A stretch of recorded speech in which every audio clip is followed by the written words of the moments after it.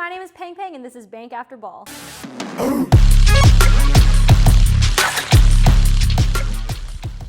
This is Bank After Ball.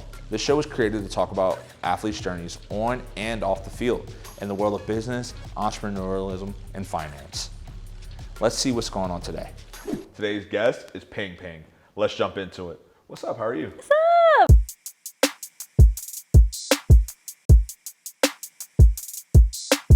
I haven't seen you in like 5 years. I know, it's been so long. It's been a long time. It's been so long, those UCLA days. We go way back. So what are you doing now? Well, right now, it's crazy. After athletics, it's been such a whirlwind. And I feel like I've emotionally been on this roller coaster, but I've landed in social media currently. So, which is something I never really thought I would have been in as a full-time type of thing. But it's awesome. I love my job right now, and it's been giving me the freedom to do a lot, and I get to be creative, which is something that I've been wanting to do for so long. Tell us about the experience from UCLA to after you finished UCLA gymnastics, and what were you planning on going into after, and how did you end up into what you're doing now? Yeah, so it's so interesting because when I was a gymnast at UCLA, I mean, you know, you were in athletics too. Everything is so scheduled out for you, and even if you're not in athletics, just school in general, you're always looking forward to the next exam, you're always looking forward to the next competition, you're working towards something. So when I was in school, I thought I wanted to go into marketing, and I think there was something itching inside me, like I always wanted to do something creative, but just never had the time to, because I trained 25 hours since I was 10 a week, 25 hours a week since I was 10. So I didn't have a lot of free time, but whenever I did have free time, I tried to do as much as I could.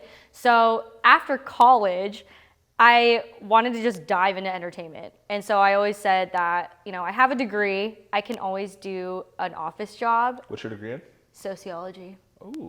Yeah, that's not really my favorite, but it gave me the freedom to kind of explore things that I wanted to, but I love my minors. I was a theater and entrepreneurship minor. And through that, I got to do a lot of really cool internships. So I worked with Disney for a hot second, and then I did an internship with a production company. What did you do at Disney? Disney, they wanted us to create something that would gamify people watching movies, because that's when streaming platforms were coming out, and they were having a hard time getting people to go to the movie theaters and watch their movies kind of in real time. So they wanted our team to create something that would help gamify that and like bring people in. I loved working with Disney, it was great. But after UCLA, then I wanted to go into marketing, but I kind of pushed that aside, saying that I could always get an office job, and then COVID hit. COVID. Yeah, and so kind of all my acting stuff got, you know, a little pushed to the side, and I figured it's not gonna happen this year, so I put it on the back burner.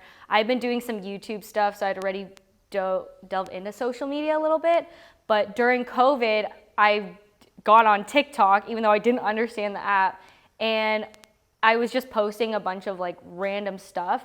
And a lot of when I was posting on TikTok is I wanted to post stuff that I was really passionate about. And so a lot of my social medias were gymnastics based, which is great. But my TikTok had nothing to do with gymnastics. And so I kind of wanted to just challenge myself too and just build my platform in a sense where it was very current, because I know a lot of my YouTube and social medias had to do with gymnastics. And so TikTok was great because then it just started getting bigger and bigger, and it's been giving me all these opportunities right now today, which is insane. Let's talk about making that pivot, because I know that at school, you actually were building a platform at school because you were doing a lot of projects for athletics and other sports. But what do you think about, do you think enough athletes build their brand while they're still in school, or do you think they're just solely one track focused on just athletics?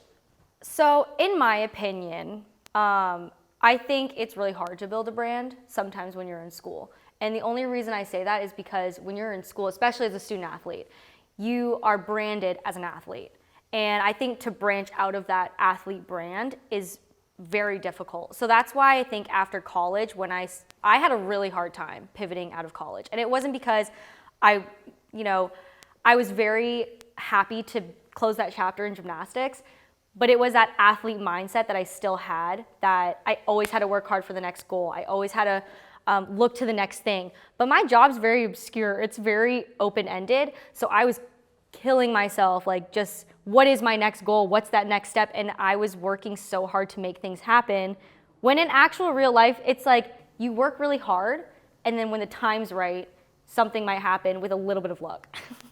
Well, it's true, because I mean, you could work really hard to apply to a job and you're like, I'm gonna get this job. But in reality, you're not the one who's picking the job. It's other people. Like, you're kind of giving your hands into other people. But as an athlete, you kind of control what you do. Yeah, if you're the best at something, you're gonna do well. But in the real world, it's not like it's that. not like you gotta that. be liked. Right. Networking. It's not necessarily about how good you are at your job, but it could be about who you know. So in terms of the brand, I think it's hard because you are put a little bit in a box when you're in college. Because in my, like, what I wanted to do while I was in college was do music, do acting and all that stuff. But because of my brand and my name, I wasn't allowed to. And it was hard because you have to use your brand name. So I think that's why like when I was in school, it was just a little difficult to brand myself as like a whole. But it was easier to brand myself as an athlete. What made you say, okay, I want to focus on YouTube and I want to focus on these other platforms to help build your brand?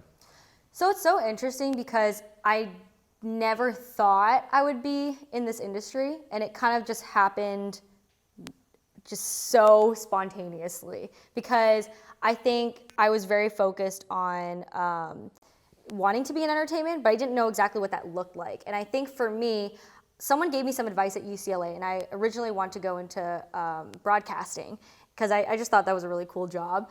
And it was interesting because they said, you know, you should be on YouTube, you should be on every single platform possible, because that's kind of like your reel and that's like your audition. But I never was able to go to auditions or do reels or anything when I was in college, just because I didn't have the time to, or at the same time, it was just really hard for me to put myself out in a different light. So when I did all that, I got on YouTube just to kind of put myself out there, and I kind of just put my own spin on it. I ended up vlogging, and that went really well, and it gave me all these opportunities to help build my brand in that sense. So I was kind of just using the platforms as a way, like, I don't know, like a resume. That's pretty much, I mean, when you're in college, everything is about your resume. I have to do this for my resume. We have to, you know, get an internship, put it on the resume. So I think it was my way of doing like a resume for entertainment by being on all these platforms. So we talked about building your brand, right? Yeah. So your brand is now about to be associated with one of the biggest names in gymnastics, Simone Biles. Can you tell us a little bit about that? Yeah, so Simone Biles is hosting this tour. It's called Gold Over America. So GOAT, you know, 'cause she's the GOAT. She definitely is. She really is the GOAT.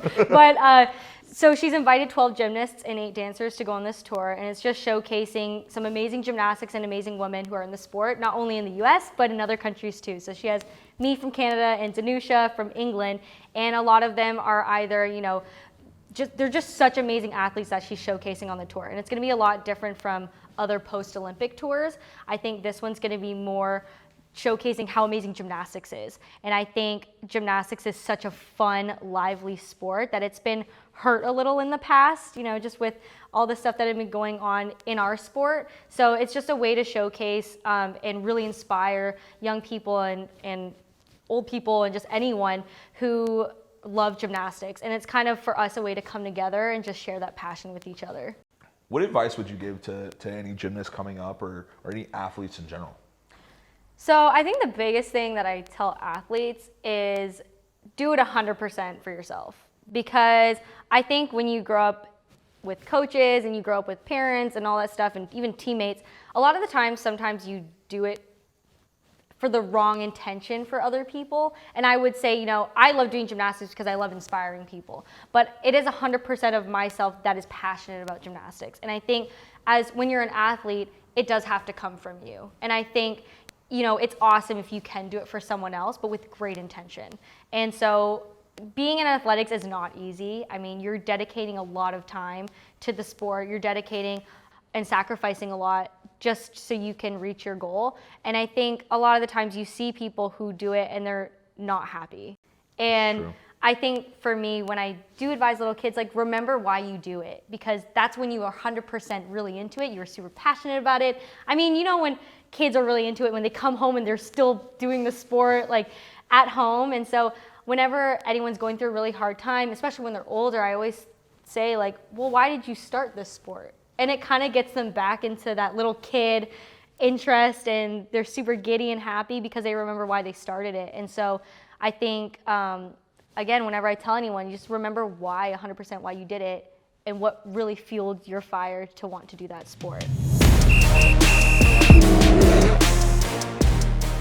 In this next segment, we have bullish or bearish. Bullish implies it's going up, bearish implies it's going down. Let's see what they think. All right, yeah. Influencer culture. Ooh, bullish. Bullish? I think it's gonna go up because it's getting a lot bigger just from last year, and I think it's gonna keep growing because social media is just very strong right now. Instagram. Bullish, because they're doing a lot of stuff on it, so it's be interesting to see which one hits more than just pictures. TikTok. I think it's bullish too. I think because TikTok, there's a lot of stuff trending happening on it that's really influencing other platforms. Triller. Bear. Triller, I was on it for a hot second, and if I'm, I feel like I would be like, I'm at the age where, maybe some people don't want to do Triller anymore, so maybe Bear. So thanks for jumping on today. Oh, thanks for having me. It's been a pleasure. All right, guys. I'll see you guys next Wednesday.